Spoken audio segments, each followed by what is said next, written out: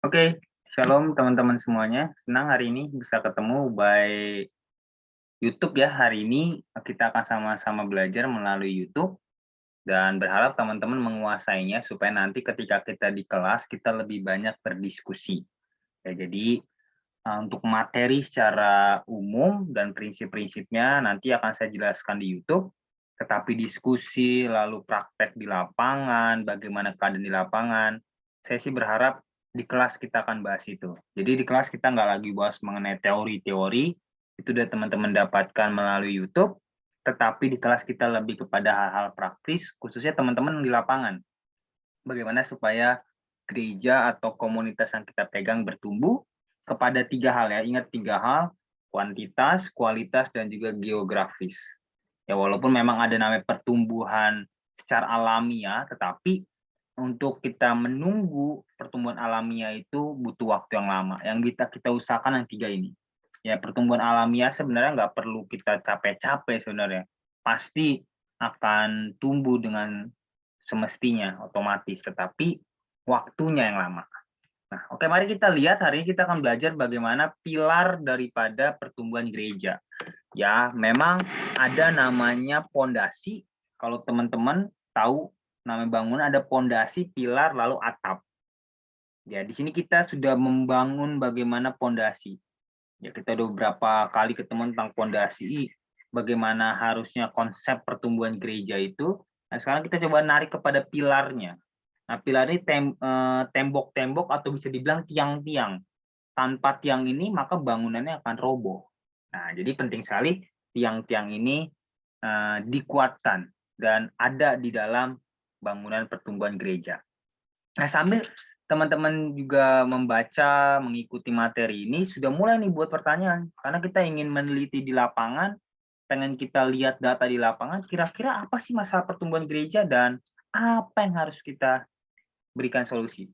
Ya, jadi teman-teman udah mulai nih, susun pertanyaan. Baik kuantitatif, kualitatif. Kuantitatif itu bicara masalah-masalah yang bisa kita nilai dengan kepuasan, tidak puas, atau lain sebagainya. Tapi kalau kualitatif itu bicara mengenai kualitasnya gimana? Ada masalah apa alasannya? Gimana menyelesaikannya? Itu kualitatif, lebih terbuka. Oke, well kita udah memahami ya bahwa ada 4 pertumbuhan atau maaf pilar pertumbuhan gereja, khususnya yang dipakai oleh George W. Peters, bagaimana dia melihat dari Kisah Para Rasul pasal 1 sampai dengan pasal 28 dan dia membagi menjadi 4 bagian. Yang pertama adalah kesehatan gereja, kedua adalah bentuk gereja, ketiga adalah fungsi gereja, dan yang keempat adalah fokus gereja. Kita pelan-pelan dari satu-satu. Nah, saya berharap teman-teman mulai melihat dan mulai cari apa yang bisa saya terapkan di lapangan atau konteks teman-teman. Yang pertama ini, kesehatan gereja. Ya, gereja harus mengalami hadirat Roh Kudus. Nah, ini dia. Well, mau di aliran apapun, dari GKI manapun, ini adalah prinsip yang harus dipegang bahwa gereja harus mengalami hadirat Roh Kudus. Nah, jangan bilang, wah berarti subjektif dong Bang, hadirat Roh Kudus itu. Gini, bagaimana kita mengobjektifkan hadirat Roh Kudus adalah ketika kita melihat persiapan, garis bawah kata persiapan. Persiapan seluruh elemen di dalam gereja itu berjalan dengan baik. Kalau misalkan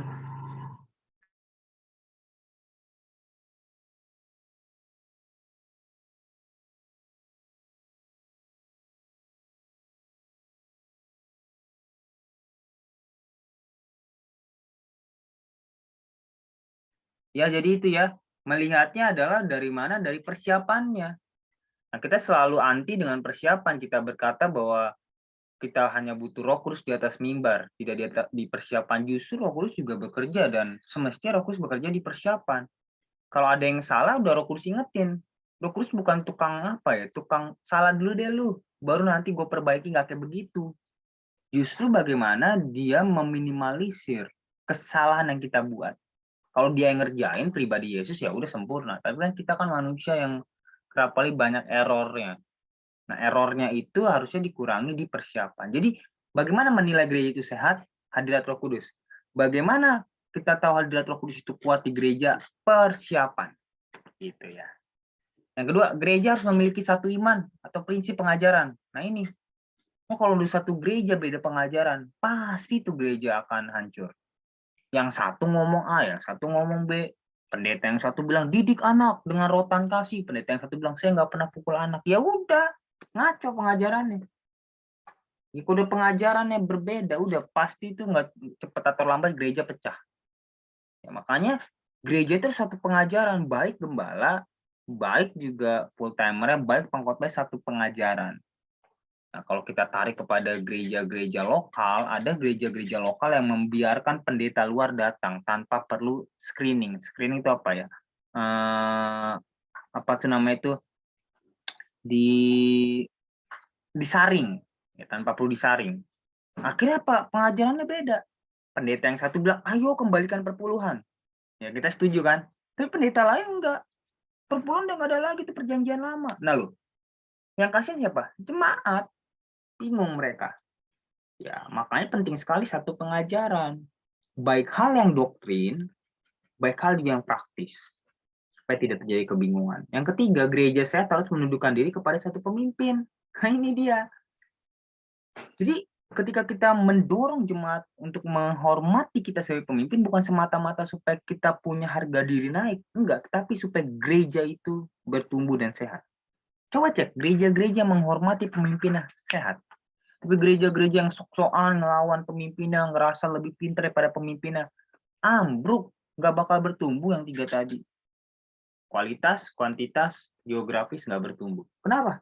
Dia ngerasa lebih pintar daripada pemimpinnya. Walaupun memang faktanya dia lebih pintar, tapi rasa respect, patuh, hormat kepada pemimpin itu tidak boleh dihindarkan. Nah, di sisi lain kalau kita sebagai pemimpin, pantaskan dirilah sebagai pribadi yang wajar atau pantas untuk dihormati. Ya, itu sebabnya ini dua hal yang dikotomi yang harus ada. Jadi jangan bilang, kamu dong hormati saya. Gitu enggak. Ataupun jemaat bilang, kamu nggak pantas dihormati dong. Nggak pantas dihormati sih maksudnya. Ya jangan. Jadi jemaatnya bagaimana belajar menerima pendetanya, pendetanya pun belajar bagaimana meningkatkan kapasitasnya. Nah, nanti di pertemuan selanjutnya kita akan bahas mengenai kapasitas seorang leaders ya. Saya akan sedikit-sedikit aja nyerempet karena ada mata kuliah khusus sebenarnya, tetapi supaya kita firm terkait dengan pertumbuhan gereja. Yang keempat, gereja harus melatih dan memulihkan anggotanya. Ini dia, kaderisasi. Jadi gereja yang sehat adalah memang para pelayannya berasal daripada gereja itu. Nah, mungkin bagi kita ini hal yang biasa, tetapi bagi gereja-gereja di sana ini sulit. Ya, sulit sekali untuk bagaimana pelayanan gereja dikerjakan oleh anak-anak gereja atau anak-anak sidang. Yang kelima, gereja harus bertumbuh dalam doa, firman, mujizat, korban, dan penganiayaan. Nah, ini dia. Doa iya, firman iya, mujizat iya, korban, dan penganiayaan. Itu terkait dengan kesehatan gereja. Nah, kalau bentuk gereja, ini bicara mengenai struktur yang dibuat untuk menjawab permasalahan dan kebutuhan. Jadi struktur bukan cuma dibuat-buat aja. Oh, ada ketua, wakil, sekretaris 2, sekretaris 1, sekretaris 2, bendahara 1, bendahara 2. Waduh, ketua PW, ketua pengkhotbah. Jangan. Kalau memang nggak dibutuhkan, nggak usah. Struktur itu harus menjawab kebutuhan. Apa kebutuhan pasar? Ya, apa kebutuhan jemaat? Jawablah dengan struktur. Kenapa perlu struktur? Supaya pengerjaannya itu efektif. Jadi nggak semuanya kita. Kalau saya, ya saya sekarang udah punya struktur, saya nggak perlu turun ke lapangan, ngapain? Nggak punya hati hamba. Nah ini salah paham soal firman Tuhan. Hati hamba itu bukan berarti kita terus turun. Apakah Yesus ngurusin terkait dengan dia naik kapal apa? Kan enggak. Udah ada bagian yang ngurusin. Oke, kalau dibilang, berarti Yesus nggak punya hati hamba loh. Loh kenapa? Ketika 5.000 orang datang, dan mereka nggak punya makanan, oke, yang mau pergi ke sana siapa? Murid-muridnya yang mau pergi untuk beli makanan ke kota. Lah seharusnya punya inisiatif itu siapa? Yesus dong. Waduh, banyak nih. Harus gue turunlah ke bawah lah. Masa gue kasih firman dong, gue kasih makanan lah. Kan enggak, tapi murid-murid yang punya inisiatif itu. Karena apa? Udah terorganisasi dengan baik. Wah, soal makanan gue nih. Soal transportasi, lu. Soal mengenai keuangan, Yudas. Gitu ya. Soal keuangan. Sudah terpola atau terstruktur demikian, makanya jalannya enak Yesus. Nah, jadi jangan apa ya, berlindung di balik hati hamba sehingga kita kerjakan semua. Yang pernah saya sampaikan, kenapa kita nggak mati coba? Ya, kita pegang koordinator remaja, kita pegang koordinator equipping leader, kita bagian perjamuan, apalagi kita kunjungan jiwa, apalagi kita telepon jemaat. Nah, tuh lihat tuh tangan saya mati kita. Coba. Nah, ini dia nih. Seyogianya, saya selalu bilang, seyogianya saya nggak boleh jadi pengkhotbah. Kalau nggak, saya nggak usah jadi pemimpin sektor. Seharusnya saya nggak boleh. Udah saya udah megang banyak. Gitu, dan saya nggak bangga dengan itu. Tapi ya itu dia, karena memang struktur tidak dibuat untuk menjawab permasalahan atau kebutuhan. Ya, lain hal kita bicara nanti kapan-kapan. Nah, pada konteks ini tugas perenungan firman yang baik dan sehat harus dipisahkan dengan pelayanan-pelayanan jemaat ini dia. Jadi ada khusus yang melayani pelayanan khotbah, mimbar, ada yang pelayanan jemaat. Memang secara umum atau maaf secara pusat kita udah dilakukan itu ya. Tapi secara lapangan para pengkhotbah tetap memegang urusan jemaat, makanya kurang pendalaman terkait khotbahnya gitu. Ya, I don't know, saya tidak mau menghakimi siapapun, tetapi semestinya pengkhotbah itu mengkaji lagi khotbah daripada pusat. Mengkaji itu bukan berarti melihat apakah benar atau salah, enggak, tapi bagaimana khotbah itu diramu lagi, ya, diperbaiki lagi dan disampaikan dengan cara dia dan sesuai dengan kebutuhan jemaat di mana cabang dia dikirim. Nah, itu seharusnya. Tapi kan nggak ada waktu. Jumat sermon, Sabtu departemen, besok udah khotbah, nggak ada waktu untuk mengkulik. Yang kedua, semakin baik struktur dalam gereja, maka semakin maksimal pelayanan pertumbuhan gereja. Oh, jelas. Jelas sekali. Struktur adalah alat yang dipakai untuk berjalan, bertumbuh, dan menggenapi kehendak Tuhan dalam gereja. Nah, struktur yang baik, yang pertama ingat kebutuhan, yang kedua ukuran, yang ketiga adalah kegiatan. Jadi struktur itu harus menjawab kebutuhan, lalu ukurannya besar kecilnya. Kalau gereja masih ngerintis 50 orang, ngapain sampai bendahara 2, cukup 1. Tapi kalau gereja udah 1000, bolehlah. Lalu kegiatannya, job desk-nya apa? Nah, ini kita kan kadang paling nggak ada. Ya, harus dikasih job desk-nya apa. Nih, tugas kamu A, B, C, D, E. Sebagai koordinator usher, kamu punya tugas A, B, C, D, E. Itu tugas dia. Perkara nanti ada dibantu yang lain, atau dia ngerjain yang lain, nah itu juga harus perlu diperhatikan. Misalkan nih, saya bagian usher. Usher nyambut kan? Betul ya? Saya nyambut.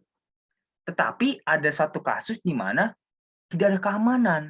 Jadi akhirnya usher diperbantukan untuk jaga keamanan. Oke? Ditaruhlah di parkir. Dia hanya diperbantukan untuk apa? Untuk minggu itu. Nah, kebiasaan kita adalah apa? Minggu depan pun wajib kayak gitu juga. Lo kan minggu lalu kamu melayani sebagai perparkiran, minggu depan juga loh. Ya kagak bisa dong. Di job desk nggak ada. Nah, masalahnya kita nggak bisa ngebantah kenapa? Karena kita nggak punya job desk. Gitu. Nanti dibilang, oh itu bukan bagian kamu itu. Yang namanya perparkiran, udah bagian yang lain. Ditanya, mana job desk-nya? Ya selama ini sih kayak gitu. Bukan bagian kami. No, selama ini sih kayak begitu. Kalau ada kata job desk, selesai. Nah, masalah kita nggak ada job desk. Makanya kegiatan itu penting. Kegiatan itu penting. Nah, saya udah mulai di departemen saya kayak begitu. Jadi ketua kelompok tugasnya apa? Departemen doa apa tugasnya? Bagian doa apa? Bagian doa apa tugasnya? Bagian media apa tugasnya, itu ada tuh. Jadi saya tahu ketika saya butuh apa, saya ke kamar mana saya tahu. Perkara belum jalan, ya itu kan di bawah. Kenapa? Karena ya jujurlah kita masih sangat nol soal organisasi. Tapi kan harus juga dong. Udah dewasa kita harus belajar juga organisasi. Karena saya percaya teman-teman akan dipakai nanti di gereja-gereja dimanapun, ke Niaska. Nah, terapkan ini. Bangun struktur yang menjawab kebutuhan. Ukurannya sesuai dengan kebutuhan. Dan terakhir, kegiatannya buat. Jadi sebelum mengumumkan struktur, buat kegiatannya. Nah, Coba kita dipilih. Anggi Maringan jadi apa? Jadi ketua Natal. Tugasnya apa? Ketua Natal. Lah, jelasin dong. Anggi ketua Natal kerjaan kamu gini. Target segini ya. Kamu harus sampai. Gitu. Loh saya aja ketika milih anggota aja saya buat kok sekretaris tugasnya apa? Gitu. Jangan tugas umum, tugas khususnya. Sekretaris Natal tugasnya apa? Kalau cuma mencatat bayi baru lahir juga tahu. Itu kita tanya ke bayinya. Ini kan cuma istilah doang. Tapi kayak gitu kalau cuma tugas umum, Jadi buatlah struktur menjawab kebutuhan dan ada kegiatan. Nah, selanjutnya yang ketiga fungsi gereja ya. Tadi yang pertama terkait dengan kesehatan gereja, kedua adalah bentuk gereja, ketiga adalah fungsi gereja. Kisah Rasul pasal 8 ayat yang pertama sampai dengan pasal 12 ayat 25. Ada 3 fungsi gereja, ke atas, ke dalam, keluar. Kita buka satu-satu. Nah, kalau ke atas, bagaimana bicara mengenai transenden, atas, vertikal. Berarti kepada pribadi yang transenden. Transenden bicara pribadi yang tidak terjangkau. Itu untuk pribadi Yesus. Walaupun Yesus kalaupun transenden, dia juga imanen. Aduh, hewan apa lagi tuh Bang Anggi? Nah, itu bahasa-bahasa teologi yang teman-teman harus pahami supaya nanti ketika orang ngomong nggak bingung. Transenden itu bicara mengenai Allah yang maha. Maha atau yang maha kuasa, maha tahu, itu yang transenden, yang atas-atas sana lah, yang langit-langit. Sementara yang bumi-bumi, Allah yang memeluk, Allah seorang ibu yang menyusui, itu tuh. El Shaddai itu kayak gitu. Jadi El Shaddai itu bukan Allah Maha Besar ternyata. El Shaddai itu adalah Allah yang menyusui. Itu kan menyusui itu kan otak kita kan pasti kepada seorang ibu yang menyusui. Nah, itu adalah Allah yang imanen. Allah yang sesuai dengan kehidupan manusia. Nah, kalau bicara ke atas berarti bicara kepada Allah yang transenden. Maka penting sekali dalam pilar gereja adalah ke atas, yaitu gereja yang berfungsi untuk apa? Membawa penyembahan. Penyembahan yang sesuai dengan esensi dan makna daripada penyembahan. Bukan lagu kenceng, lagu cepat. Nah, ini kan ngaco kita. Penyembahan lagu-lagu sedih, pujian lagu-lagu yang geradak geruduk. Bukan, tapi maknanya. Ya, itu sebabnya saya adalah pribadi yang sangat protes dengan bahasa Inggris dibawakan di gereja tanpa, ya, garis bawahi jangan belum titik ya, tanpa diberitahu dan diajarkan terlebih dahulu. Saya yang paling protes. Ya kenapa?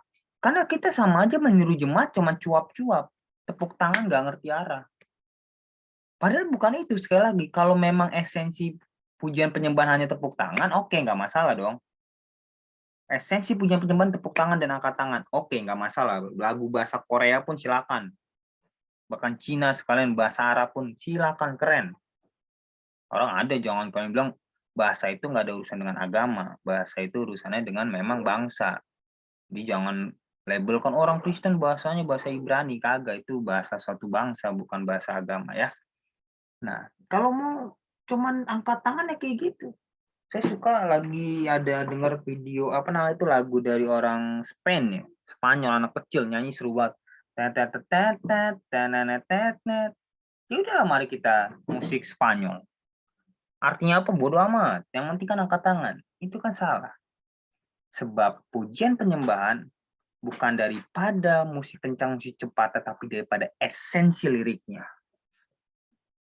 Ya, karena itu penting sekali memilih lagu dengan baik. Jangan asal pilih lagu.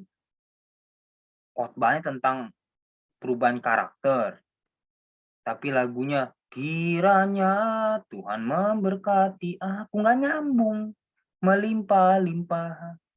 Orang ngomongin karakter kok kira itu memberkati aku. Lu Bang Anggi nggak percaya Tuhan memberkati kita, doa Yabes percaya, tapi nggak nyambung. Itu esensinya. Itulah fungsi daripada gereja. Bagaimana membawa jemaat kepada penyembahan yang benar, yaitu penyembahan yang sesuai dengan esensi. Yang kedua adalah memuji dan menyembah dalam artian ajakan untuk seluruh orang percaya, dan yang terakhir bersyafaat. Doa kepada orang lain dengan perasaan yang sama. Jadi fungsi ke atas kayak gitu adalah menyembah, memuji, dan bersyafaat. Jadi bersyafaat di sini garis bawahi kata doa kepada orang lain itu syafaat, tetapi nggak titik dari sampai situ, dengan perasaan yang sama. Jadi kalau kita berdoa untuk orang lain, tanpa, garis bawah ya, kata tanpa memiliki perasaan yang sama, jelas kita belum bersyafaat. Memang makna dasar pada syafaat adalah untuk orang lain. Jadi syafaat itu bukan hanya bicara doa, pembelaan juga adalah syafaat. Memang orang lain. Tapi kalau bukan dengan perasaan yang sama, maka dia belum dikatakan doa syafaat. Jadi ketika mendoakan orang lain, tentu harus perasaan yang sama. Itu sebabnya ada pemimpin doa, doa syafaat biasanya kan. Dia menjelaskan kan, Indonesia lagi kayak gini, lagi A, B, C, mari kita doakan. Nah itu. Nah, kerap kali kita gitu, udah pemimpin doa capek-capek presentasi, jelasin keadaan Indonesia. Ayo kita sama-sama berdoa untuk ini. Semuanya bahasa roh. Bukan saya anti bahasa roh. Harusnya jelasin, sampaikan apa yang dia sampaikan. Doa dengan akal budi, doa dengan roh juga. Tapi jangan cuma roh, akal budi juga. Langsung semua bahasa roh. Buat apa dijelasin kalau kayak gitu mah kita nggak usah jelasin kan? Ya kalau kayak gitu lebih baik lah kita, mari Bapak Ibu semua kita berbahasa roh 1 jam gitu. 1 jam doa. Ya, tapi kan dia mendalami, membaca, melihat situasi politik, lalu akhirnya menyusun dan mengajak jemaat berdoa, itu harus yang disampaikan, yang kita sampaikan kepada Tuhan.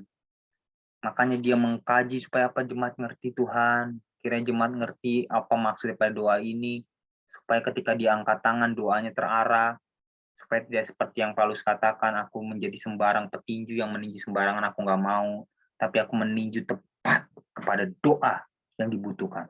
That's it, itu dia.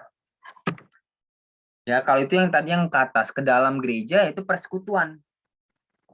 Ya, jadi gereja yang sehat atau gereja yang punya pilar yang kuat, fungsinya adalah tadi ke atas, udah ya. Sekarang ke dalam apa? Persekutuan, koinonia, pendidikan dan disiplin dalam jemaat diterapkan untuk menjaga standar dan esensi gereja bersama persekutuan. Gereja bukanlah tempat untuk kita bisnis dalam artian kantor yang hanya profesional, Kak. Garis kata hanya. Tapi gereja persekutuan. Orang-orang di dalamnya itu adalah orang-orang yang harus diterima. Itu sebabnya penting sekali membangun tim pelayanan yang dinikmati, suasana pelayanan yang dinikmati. Kalau suasana pelayanannya adalah tegang, stres, pasti itu gereja nggak bertumbuh. Challenge saya. Tapi kita kajiannya lagi ngomongin pertumbuhan gereja ya. Coba terapin yang dari awal. Pasti itu gereja bertumbuh, persekutuan. Bagaimana orang-orang yang masuk dalam gereja itu masuk dalam persekutuan di dalam gereja dengan strategi yang ada. Kita udah belajar Komsel itu hanya strategi ya. Komsel bukan prinsip. Komsel itu hanya strategi saja. Ya. Lalu kedua adalah pendidikan. Jadi sehabis persekutuan bagaimana jemaat itu diterima, tapi ingat yang kedua pendidikan. Ya pendidikan jangan langsung dipikir pendidikan formal. Setiap gereja harus punya sekolah PAUD, TK, SD, SMP. No. Ketika kita melakukan pembinaan warga gereja PWG itu adalah pendidikan. Jadi bagaimana jemaat-jemaat itu dididik, diajari. Hal apa? Hal-hal praktis juga. Makanya kami departemen remaja ya. Orang mau bilang kami nggak rohani bodo amat. Kami ngajarin bagaimana cara pakaian yang rapi. Ya, kalau kalian lihat kenapa saya pilih foto kayak gini, ini mencoba menggambarkan persekutuan secara online, tapi bagaimana juga pakaian. Ya, jadi jangan berpikir bahwa gereja itu hal-hal rohani tapi pakaian bodo amat. Nah, itu harus tuh diambil. Nah, mungkin di ibadah umum kita nggak bisa. Makanya saya pernah khotbah di satu cabang. Ya, ketika saya lihat loh, ini kok jemaatnya sederhana banget. Ya, lalu saya sampaikan kepada koordinatornya, kamu buat di ibadah youth, ajari mereka cara pakaian yang rapi. Bukan kita anti ya. Sekarang kan pakaian bukan bicara mahal nggak mahal kok. Kalau mahal berarti keren enggak. Kan pakaian kan bicara siapa yang make. Gitu ya. Iya, kalau yang make kulitnya putih, badannya bagus, ya kaos 20.000 juga keren. Tapi ya kan kalau dia nggak pernah ngerawat tubuh, Ya baju 1 juta juga seakan-akan tuh baju pinggir jalan. Jadi bukan bicara mahal itu, saya mau ngomong kayak gini sebenarnya. Jangan langsung berpikir, "Kak, kalau ngomongin pakaian berarti kita perlu uang banyak." Enggak, sesuaikan model. Coba lihat badan kalian, ada badan yang kekar, ya janganlah pakai yang sempit-sempit, mau ngapain kalian, mau nunjukin otot? Nah, saya juga belajar loh. Ternyata saya yang kurus nggak boleh pakai baju sempit. Kenapa? Kalau saya pakai baju sempit, saya kelihatan kurusnya. Kurusnya baru nggak tuh? Baru nggak dari mana? Saya diajarin sama anak remaja saya. Terus saya bikin workshop kayak gitu tuh kita tuh. Ya, jadi itu pendidikan itu tuh, hal-hal seperti itu diajarkan. Jadi gereja juga harus kuat pengajaran. Makanya dalam jawatan penggembala itu nempel dengan pengajaran. Jadi kalau seorang penggembala atau gembala tidak kuat dalam pengajaran, mundur. Saya mau bilang, mundur. Bang, berarti kita murtad. No. Daripada kalian mati gara-gara pelayanan, lebih baik mundur. Ayo mahasiswa mundur aja dari koordinator. Saya challenge kalian. Oh, tapi bang harus patuh bang. Nah, kalau udah tahu harus patuh ya belajar jadi gembala. Belajar jadi pengajar. Lah kita kalau nggak bisa ngomong, nggak bisa ngajarin jemaat jadi gembala, bunuh diri kalian. Atau yang kedua, ngebunuh jemaat kalian. Bang Anggi iri nih karena nggak jadi koordinator. Lah, kagak ada sama sekali. Tapi saya ingin supaya koordinator yang baru punya kualitas. Makanya belajar jadi seorang pengajar. Kalau ngomong aja kemana-mana, kasih gini loh, kasihan kamu yang pertama. Yang kedua kasihan jemaat. Ngebunuh jemaat namanya itu. Sebenarnya, saya ngomong pahit-pahit yang ngebunuh jemaat itu. Jahat kita itu. Benar, kita ngebawa jemaat ke neraka kalau kayak gitu. Lalu gimana? Saya sudah dipilih jadi koordinator, ya belajar. Kalau yang lain belajar cuma di kelas sama ngerjain tugas, ya kamu yang dipilih jadi hamba Tuhan koordinator secara khusus. Belajar lebih keras. Oh iyalah, gimana saya jadi guru? Gimana saya bisa mengajar? Gimana saya ngomong itu benar-benar tuh yakin? Nah, kalau ngomong aja nggak yakin, Bapak Ibu, mungkin ya, mungkin kalau kita melakukan ini mungkin kita berhasil. Ya kamu udah ngomong mungkin, jemaat mana mau dengerin. Jangan bilang ya ngomongin kayak gini urapan ya. Bang, ini kalau kita ada urapan pasti kok didengar, enggak. Nih ya, urapan memang pertama dari doa. Yang kedua, tapi urapan itu bicara mengenai apa? Ketika kita mengerti apa yang kita sampaikan dan kita yakin yang kita sampaikan itu benar, itu urapan mengalir. Kalau bahasa orang dunia itu karisma. Makanya banyak kan ajaran-ajaran sesat banyak pengikutnya. Betul nggak? Apa tuh? Kerajaan Sunda Kelapa. Sunda Kelapa mah itu bagus ya, kerajaan dulu. Sorry, maaf, bukan Sunda Kelapa. Sunda Kelapa bukan ajaran sesat. Tapi Sunda Empire, ajaran-ajaran lain. Kenapa banyak pengikutnya? Dia punya pemimpin yang berkarisma. Berkarisma kenapa? Ada susuknya bukan. Tapi ketika dia ngomong, itu benar-benar dia yakin. Dia yakin betul yang dia omongin. Nah, masa kita kalah? Kita ngomong masih mata kemana-mana. Bapak Ibu, mata ke depan, mata ke atas. Ya mana dia mau dengar jemaat. Tapi kalau tatap pelan-pelan. Bapak Ibu, kita harus benar-benar bangkit. Selama ini kita ngontrak, kita harus punya gedung. Mereka mulai melemes. Waduh, memang saya tahu nggak mudah, tapi kita bisa Bapak Ibu. Coba Bapak Ibu, saya hari ini mau presentasi sebentar aja. Saya minta waktu Bapak Ibu 5 menit. Saya presentasi gimana cara supaya kita beli gedung. Ini Bapak Ibu. Kalau kita A, kalau kita B, kalau kita C. Bisa. Tapi yang saya tahu nih ada masalah di sini Bapak Ibu. Tapi kalau Bapak Ibu bisa bantu saya di sini, kita bisa dalam waktu 5 tahun kita punya gedung sendiri. Kita nggak perlu sewa. Gimana menurut Bapak Ibu? Maju nggak kita nih? Atau perlu kita doa lagi nih? Itu langsung. Kalau bilang doa lagi, oke nggak apa-apa kita doa lagi, nggak apa-apa Bapak Ibu, jangan langsung. Ya doa lagi, lemes banget sih iman lu pada, ya jangan. Oke, kalaupun Bapak Ibu bilang doa lagi, oke, berarti kapan kita doa?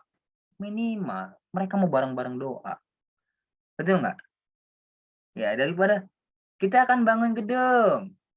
Kita percaya Tuhan pasti tolong kita. Kita doa, tabur doa dari sekarang ya. Pasti Tuhan tolong kita. Ya udah nggak pada doa. Saya bukannya mengimani negatif, banyak jemaat tuh yang nggak pada doain tuh buat gedung baru. Karena bagi dia, ya udah bodo amat. Yang penting gue ibadah, ada AC, aman kok ini. Ibadah gede-gede pun gedung gue cuma pakai 1 kursi. Nah itu. Itu perlu dipahami pendidikan. Yang terakhir ada disiplin gereja. Supaya gereja itu berfungsi dengan baik, gereja itu punya tanggung jawab untuk mendidik. Nanti saya akan buat satu video tentang mendidik dalam artian disiplin. Saya akan buat satu video tentang disiplin, tapi prinsipnya tentu teman-teman sudah tahu. Itu yang ke apa namanya itu ke atas lalu ke dalam. Nah, itu sebabnya penting sekali ada prinsip keseimbangan ke dalam. Prinsip pelayanan yang seimbang. Jadi ada yang ke dalam, ada yang keluar. Jadi maksudnya gini, ini yang ke dalam, berarti ke persekutuan. Yang keluar adalah ya tentu bagian penginjilan, pelayanan ke sekolah-sekolah itu keluar. Ya bukan kepada kita tetapi kepada orang lain, sekolah-sekolah. Nah, tetapi harus ada namanya keseimbangan. Prinsip pelayanan seimbang adalah pengajaran, kesaksian, dan penginjilan. Jadi gini, ada gereja-gereja yang menekankan penginjilan. KKR terus, ada. Dia bisa gerakan jemaat untuk kasih janji iman segede-gedenya untuk apa KKR. Tapi ada juga gereja yang menekankan pemuritan terus. Pemuritan yang penting. Buat apa KKR? 3.000 jiwa yang datang, nggak ada yang nyantol. Bener juga sih yang dibilang. Nggak ada yang salah sih. 3.500 yang datang, ya kan KKR yang nyantol kagak ada sama sekali. Lalu gimana? Nah ini dia keseimbangan. Pengajaran pemuritan dilakukan, penginjilan pun juga dilakukan karena kita butuh momen dalam KKR, tapi kita juga butuh mengerjakan dalam hari-hari pemuritan. Jadi seimbang. Ya, prinsip balancing itu harus ada di dalam fungsi gereja. Gereja yang semakin menekankan satu arah saja atau satu posisi, itu gereja akan cenderung sesat. Ya, gereja cenderung sesat. Kalau dia yang cenderung KKR, dia akan buat bagaimana KKR sebaik mungkin. Akhirnya apa? Dia melupakan asas-asas yang benar demi supaya KKR berhasil. Bahkan pengajaran demikian, pengajaran yang terlalu ekstrim kepada satu pihak, itu adalah pengajaran yang sesat. Ya. Yang penting kan saya bilang dua aja kan pagernya. Pagernya apa? Kristologi, dualitas, dan trinitas. Udah. Yang lain-lain nggak usah terlalu apa ya? Bukan ini saya mau bilang bukan berarti bilang, Bang Anggi berarti toleransinya tinggi, berarti nggak punya pegangan. No. Kita itu iman tuh kuat ke dalam. Saya itu gitu. Kalau kalian tanya, saya nggak akan pernah makan babi. Nggak akan. Saya kekeh di kaku ya, kaku. Bumeng sudah nggak sejahtera lagi makan babi. Tetapi saya tidak pernah menghina dan memarahi orang yang makan babi. Bukan makan babi, makan daging babi. Itu pengajaran yang baik. Itu fungsi seimbang. Kita boleh kekeh, nggak ikut adat istiadat. Oh itu saya kaku tuh. Saya kaku. Kaku itu artinya nggak bisa digoyangin. Tetap. Tetapi kalau ada orang melakukan adat istiadat, saya tidak pernah menghakimi. Karena itu tidak terkait dengan keselamatan. Gitu loh. Paham ya jadinya? Itulah prinsip keseimbangan. Bukan berarti kita nggak punya pegangan. Bukan berarti kita nggak punya prinsip. No. Justru keseimbangan itu mengajarkan kita untuk kita semakin kuat dalam prinsip kita. Ini cara berpikir yang berbeda kan? Kita berpikir selama ini kalau seimbang itu toleransi itu berarti kita itu nggak punya prinsip, nggak jelas. Justru kita yang toleransi, kita orang yang sangat jelas. Sangat jelas. Kita kuat ke dalam, kita radikal ke dalam kita kaku ke dalam kepada diri kita, tetapi keluar kita itu inklusif, menerima perbedaan. Sepanjang tidak terkait dengan dua hal tadi ya, dualitas dan trinitas. Yang kedua, prinsip keseimbangan kuantitas kualitas ya. Jadi jangan kalian hanya memikirkan kuantitas tapi kualitas enggak, atau kualitas tapi kuantitas tidak, dua-duanya. Orang nanya, mana kuantitas dulu apa kualitas dulu? Ya sebenarnya kan ini kan ya simultan aja. Kualitas bagus, kuantitas naik, kualitas meningkat juga. Itu kan simultan. 3, prinsip keseimbangan pertambahan dan pelipat gandaan. Ada pertambahan, ada pelipat gandaan. Kita perlu sekali-sekali itu melipat gandakan, itu perlu. Tapi ada yang perlu pertumbuhan. Pelipat ganda kayak gini. Oke, tahun 2022, Jemaat GKI 1 orang memuridkan 1 jiwa. Itu apa prinsipnya? Lipat ganda. Tapi 2023 jangan kayak begitu lagi. Ya, ini yang kita kerap kali gagal paham. 2023 bukan prinsip lipat ganda, tapi prinsip pertumbuhan. Oke, satu sektor, 2 orang. Nah, kalau kita kan gitu, berpikir ya, oh kalau pemuritan itu lebih hebat daripada penginjilan. Ada tuh seorang pembicara ngomong gitu. Kalau pemuritan itu berlipat kali ganda. Kalau 2000, satu orang memuridkan satu, maka akhirnya berapa? 4.000 jiwa. 4.000 jiwa, satu orang memuridkan satu lagi, berapa? 8.000 jiwa. Ya matematikanya benar kayak demikian. Tapi apakah benar dari 20.000 semua memuridkan satu jiwa? Tidak, jawabannya. Nggak usah ragu. Makanya ada namanya pelipat ganda. Ada memang perlu. Dalam waktu 4 tahun. Tahun kedua, pokoknya deklarasikan Bapak Ibu. Tapi jelasin. Jadi jangan bilang kayak gini, 2022 adalah tahun pelipat gandaan satu orang satu murid, jangan.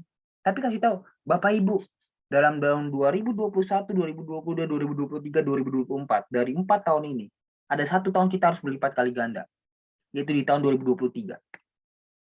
Di mana semuanya harus 1 jiwa. Kalau yang lain pertumbuhan, bukan pelipat ganda. Itu cuma langsung, kleng, gitu. Daripada, nah nanti kan KKR kan, prinsipnya apa? Pelipat gandaan terus kan?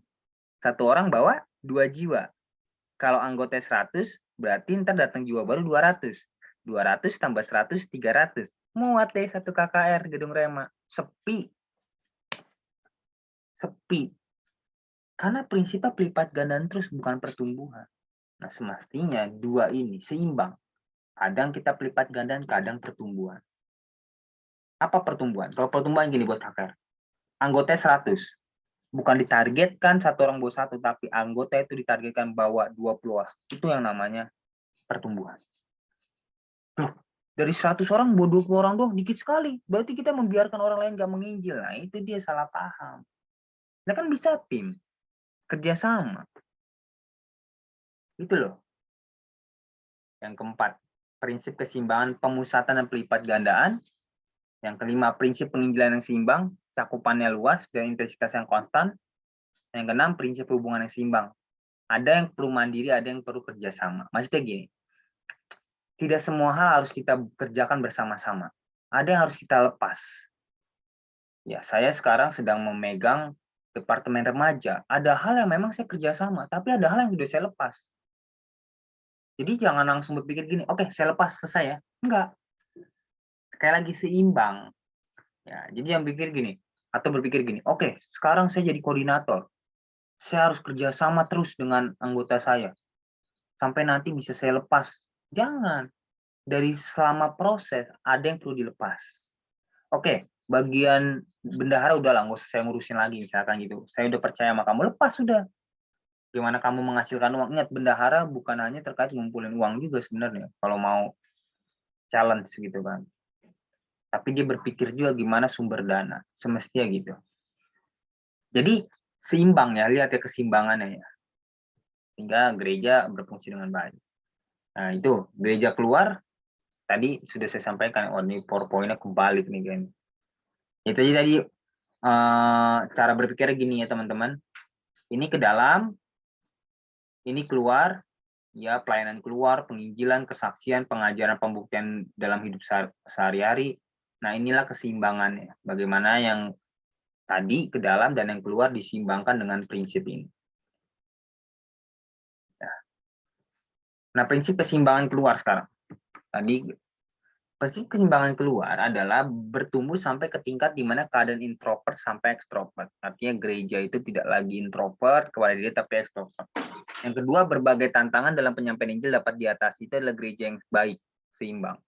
Dalam artian dia menyuruh jemaatnya dengan memperlengkapi dengan strategi, tetapi ketika di lapangan pun dibantu untuk menyelesaikan masalah.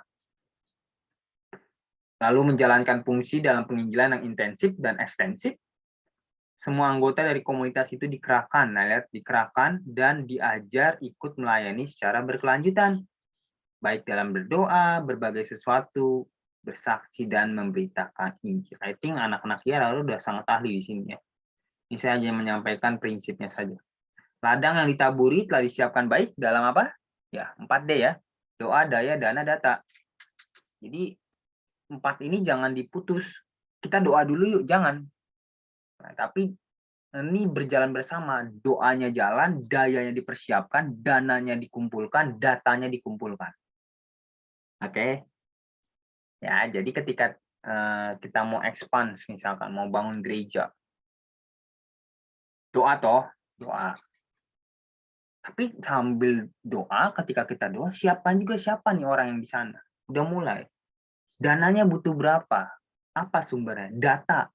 Itu tempat itu masyarakat tuh mayoritas agama apa? Suku apa kebutuhan masyarakat di sana? Itu ya. Yang keenam, penginjilan didukung oleh strategi yang dipimpin oleh Roh Kudus dan struktur yang relevan yang dilandasi oleh prinsip Alkitab. Pelayanan secara tepat berkaitan dengan orang banyak, unit-unit masyarakat yang homogeni. Jadi 7 ini bicara mengenai kayak gini, kita harus juga melayani apa yang jadi kebutuhan masyarakat setempat. Nggak melulu hal rohani, tapi hal-hal yang sosial juga butuh untuk gereja bantu. Yang ke-8, unit masyarakat yang homogeni. Maksudnya gini, cari masyarakat yang homogen sama secara identitas. Contoh, misalkan kalian ke Petamburan membangun gereja. Apa yang kalian cari? Nah itu, FPI. Bukan. Tapi yang homogen di sana apa? Orang Arab, orang Chinese, orang Betawi. Nah itu tuh homogen gitu. Itu major itu. Itu major. Artinya banyak. 3 ini kalian pegang tuh.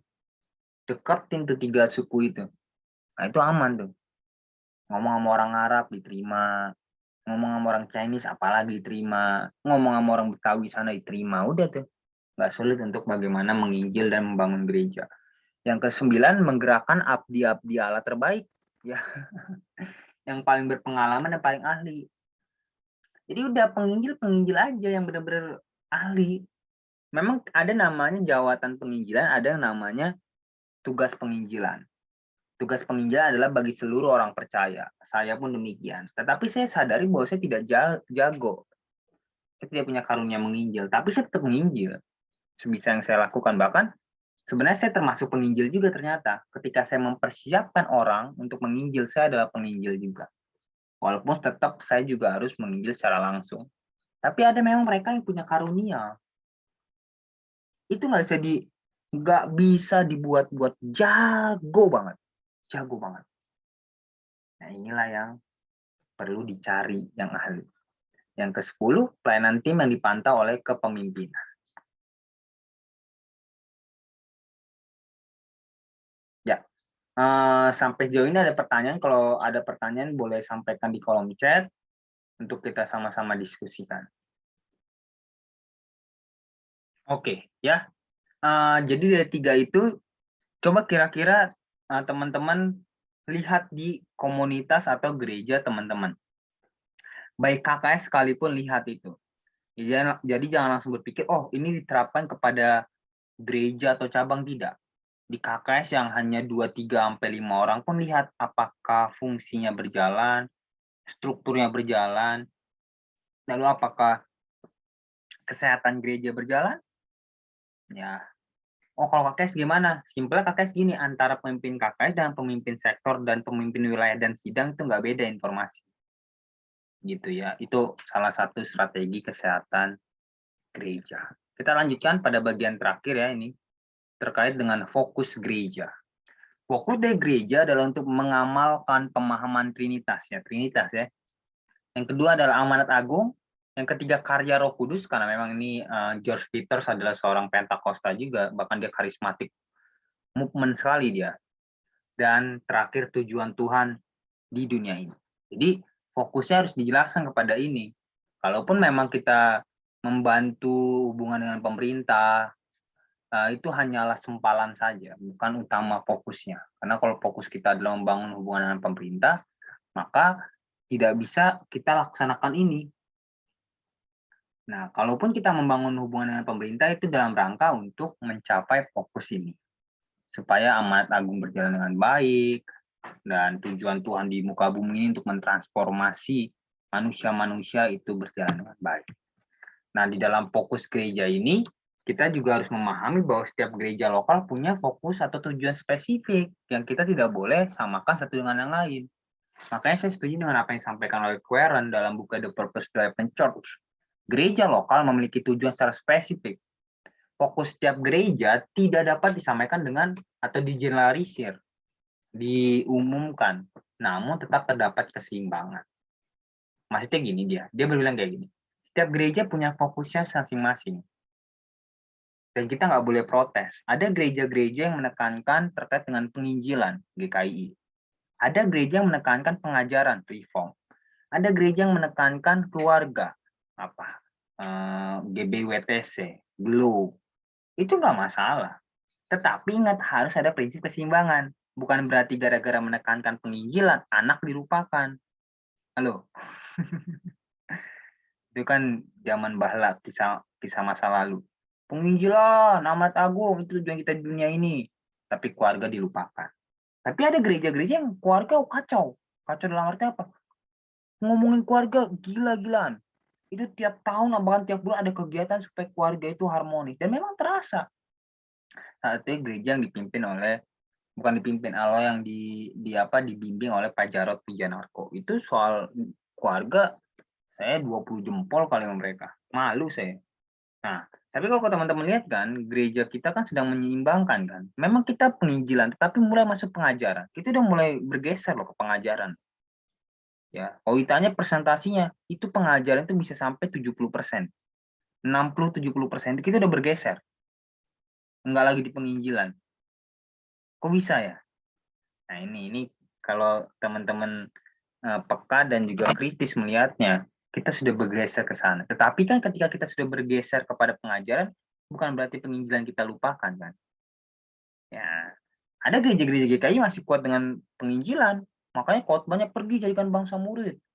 Buat apa saudara berhasil kalau tidak ada jiwa yang diselamatkan? Jiwa-jiwa harga mati. Ya kan? Jiwa-jiwa harga mati. NKRI harga mati. Tidak pakai masker bisa mati. Nggak nyambung. Nah, jadi itu harus seimbang. Kalaupun kita punya fokus tertentu, harus disimbangkan yang asas-asas yang lain jangan dilupakan. Iberias, mempersiapkan jemaat yang kudus, misionaris, dan siap ke sorga. Lihatlah, nggak heran dia buat KKR di Istora. Ya karena dia menjalankan fokusnya. Mempersiapkan jemaat yang kudus. Makanya perjamuan kudus mulu, biar kudus gitu ya. Misionaris, martir katanya gembalanya. Dan siap ke sorga. Waduh. Apa? Duta Injil. Jadi namanya jelas Duta Injil. Ya kan? Bagaimana Pak? Injil. Nah, sebenarnya gereja yang pernah saya ceritain itu yang ada di Mall Kuningan itu namanya Duta Injil. Jadi 12.000 di Mall Ambassador, buka di Kuningan 12.000 juga, cuma samping-sampingan mall. Saya tanya, kok bisa? Penginjilannya kayak mana? Nggak ngerti itu. Serius saya nanya sama timnya. Bukan nama gembalanya, nggak tahu. Jiwa datang aja gitu. Itu yang pakai kerudung, yang itu banyak sekali. 12.000. Dari mana? 6 kali kebaktian. Satu kebaktian 2.000 orang. Saya nggak tahu sekarang lagi pandemi seperti apa, tapi dulu sebelum pandemi seperti itu. Ya, mereka punya itu, makanya Matius 28 ayat 19 sampai 20 mereka punya semangat. Walaupun nanti ditarik kepada nama Injili kan, dia ada Trisula kan. Sola Scriptura, Sola Gracia, Sola Fide. Maaf. Ya, Sola Scriptura, Sola Fide, Sola Gracia. Sola Scriptura back to Bible, kembali Alkitab. Sola Fide hanya iman, Sola Gracia hanya oleh karena kasih karunia. Nah, dia tarik kepada kasih karunia itu. Bahwa yuk datang kepada Tuhan. Makanya khotbahnya penginjilan terus. Diundang khotbah pendeta-pendeta lain. Tarik terus kepada penginjilan. Lain hal dengan reform. Waduh, logos. Dia di judulnya ditulis logos. Kalau ketutup ya teman-teman ya. Tapi ini reform, gereja Injili. Logos. Ya berarti apa? Pengajaran dia.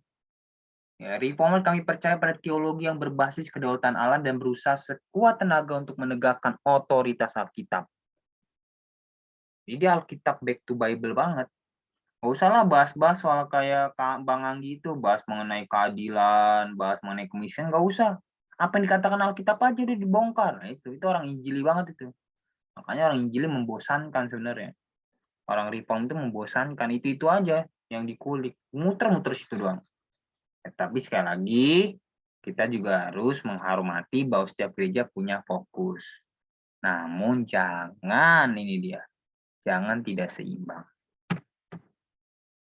Nah, ya, saya akhiri dengan perkataan bahwa gereja yang ingin bertumbuh harus memusatkan perhatiannya kepada seluruh struktur yang dibangun. Ini adalah fokus sesungguhnya. Sebab fokus bukan berarti hanya mengerjakan satu bidang, melainkan mengerjakan secara seimbang semua bidang yang sudah dibangun. Coba tuh. Agak bingung kalian ya. Kita kan pikir fokus cuma satu. Justru enggak, dalam pertumbuhan gereja, fokus artinya adalah mengerjakan semua bidang yang dibangun. Ya, kenapa kamu bangun? Nah, kalau bilang, Bang, tapi nggak bisa nih Bang. Ini yang saya bangun terlalu banyak. Berarti waktu penyusunan struktur ngaco, bukan berbasis kebutuhan. Tapi kalau berbasis kebutuhan, maka setiap bidang yang kita bangun pasti itu akan menjawab kebutuhan. Dan itu akan memberikan kontribusi untuk memberikan solusi terhadap masalah. Nah, itulah yang perlu kita fokusin, semua bagian. Ya, jadi kayak contoh GKI sedang membangun 3 bagian. PW, keluarga, pengembala. Nah, itu difokus, itu nggak bisa tuh PW, nggak bisa, 3 itu harus difokusin. Itu artinya keseimbangan. Ya, terima kasih. Kalau ada bertanya, silakan bertanya, teman-teman. Jadi, teman-teman bisa memahami ya pilar ini, dan pilar ini harus kuat, karena kalau dia punya tiang tidak kuat, siap-siap bahwa gereja itu akan retak dan hancur. Nanti kita akan masuk lagi kepada dimensi. Habis ini kita akan lihat dimensi daripada pertumbuhan gereja. Demikian kuliah hari ini. Tuhan Yesus memberkati. God bless you. Tuhan memberkati kita semua.